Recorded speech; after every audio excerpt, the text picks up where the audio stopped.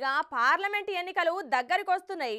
దాని కొరకు అన్ని పార్టీలు ఎప్పుడో ప్రచారాలు సురువు చేసి మంచి ఊపులున్నాయి. ఇక దానికోసం తెలంగాణ అధికార పార్టీ కాంగ్రెస్ ప్రచారానికి డేట్ ఫిక్స్ చేసిందుల్లా. మరి ఎప్పటికెంచి మొదలు పెడతారో చూడుర్రి. ఇగో ఇంకో నెల తర్వాత వచ్చే పార్లమెంట్ ఎన్నికల ప్రచారానికి కాంగ్రెస్ పార్టీ మహబూబ్ నగర్ జిల్లాకెంచి షురువు చేస్తదటనుల్లా. దీనికోసం మార్చి 6 తారీఖు నాడు మహబూబ్ నగర్ లున్న ఎంవిఎస్ కాలేజీల పాలమూరు ప్రజా దీవెన సభ పెట్టి పాలమూరు ప్రజా దీవెన సభతోనే ఎన్నికల శంకారావం పూరిస్తదట కాంగ్రెస్ పార్టీ. దీనికోసం అన్ని పనులు షురువు చేసిందట ఇప్పటికే. అయితే ఈ మొదటి ప్రచార సభకు ముఖ్య అతిథిగా సీఎం రేవంత్ రెడ్డి సార్ వస్తాడట. ఆ తర్వాత ప్రతి పార్లమెంట్ సెగ్మెంట్ల గిట్లనే భారీ బహిరంగ సభలు పెట్టుకో వస్తారట.